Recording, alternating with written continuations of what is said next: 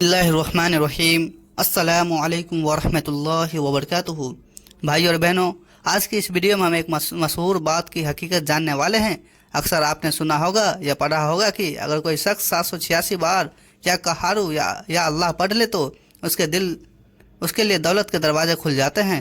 بہت سارے لوگ اسے دولت کا بم بھی کہتے ہیں، لیکن سوال یہ ہے کہ کیا یہ بات سچ میں قرآن اور حدیث سے ثابت ہے یا پھر یہ بس لوگوں کی بنائی ہوئی مشہور بات؟ اللہ کے نام القہار کا اصلی مطلب کیا ہے؟ 786 کا حساب کہاں سے آیا اور اصلی دولت آخر کسے کہا گیا ہے؟ ان سب سوالوں کے جواب اس ویڈیو میں آپ کو ملیں گے، تو ویڈیو کو آخر تک ضرور دیکھیے تاکہ آپ کی سوچ صاف ہو جائے اور آپ غلط فہمی سے بچ سکیں۔ اللہ کے ناموں کی طاقت۔ بھائی اور بہنوں، سب سے پہلے سمجھ لو کہ اللہ تعالیٰ کے 99 نام ہیں جنہیں اسماء حسنہ کہا جاتا ہے۔ قرآن اور حدیث میں ان ناموں کا ذکر موجود ہے۔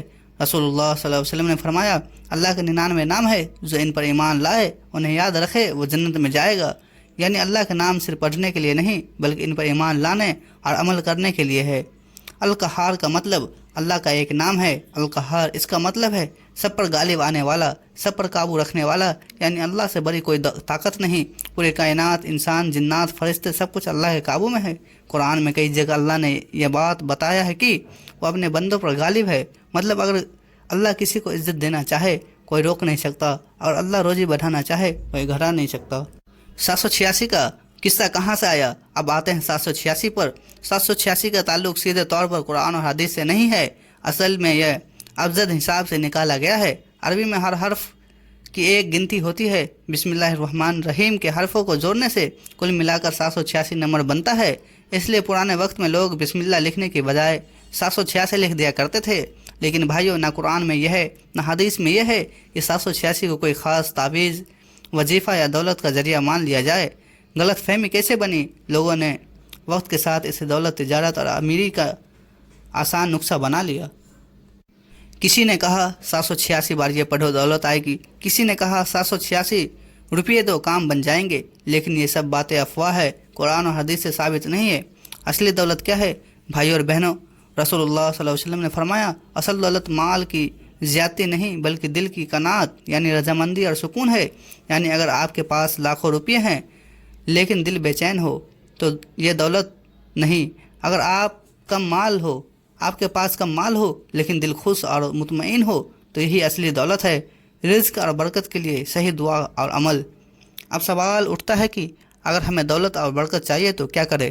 صحیح طریقے: نمبر 1، 5 وقت کی نماز پابندی سے پڑھے۔ نمبر 2، حلال روزی کی تلاش کرے۔ نمبر 3، صبح قرآن کی تلاوت کرے۔ نمبر 4، اللہ کا ذکر زیادہ سے زیادہ کرے۔ نمبر 5، اپنے ماں باپ کی خدمت کرے، کیونکہ حدیث میں ہے کہ ماں باپ کی خوشی میں اللہ کی خوشی ہے۔ نمبر 6، دوسرے کا حق مت مارے، حرام مال سے برکت اٹھ جاتی ہے۔ نمبر 7، اور دعا کرے، اے اللہ مجھے حلال روزی عطا فرما، میرے رزق میں برکت دے اور مجھے غیروں کا محتاج مت بنا۔ نفلی وظیفہ کیسے کر سکتے ہیں؟ اگر کوئی شخص اللہ کا نام پڑھنا چاہتا ہے تو کر سکتا ہے، جیسے یا کہارو یا اللہ پڑھنا دل کو اللہ کی یاد سے بھر دینا ہے۔ لیکن اسے 786 بار پڑھنا لازمی ہے، دولت کی گارنٹی سمجھنا غلط ہے۔ اگر آپ چاہیں تو کسی بھی نام کو تعداد میں پڑھ سکتے ہیں، مگر یہ نہ سمجھے کہ یہ قرآن حدیث سے ثابت حکم ہے۔ تو بھائی اور بہنوں، اب آپ اچھی طرح سمجھ گئے کہ 786 کا تعلق بسم اللہ کے حساب سے ہے، مگر یہ قرآن اور حدیث سے ثابت نہیں ہے۔ 786 بار یا کہارو پڑھنا دولت کی گارنٹی نہیں بلکہ لوگوں کی مشہور بات ہے۔ اصلی دولت اللہ کی رضا، حلال روزی اور دل کا سکون ہے۔ اگر برکت چاہیے تو نماز، دعا اور حلال کمائی پر عمل کرے۔ اللہ تعالی ہم سب کو حلال اور پاک روزی عطا فرمائے، ہمارے رزق میں برکت دے اور ہمیں دل کا سکون نصیب کرے، آمین۔ اگر آپ کو یہ ویڈیو فائدہ مند لگی تو اسے شیئر ضرور کریں تاکہ دوسرے مسلمان بھائیوں بہنوں تک بھی یہ صحیح پیغام پہنچ سکے۔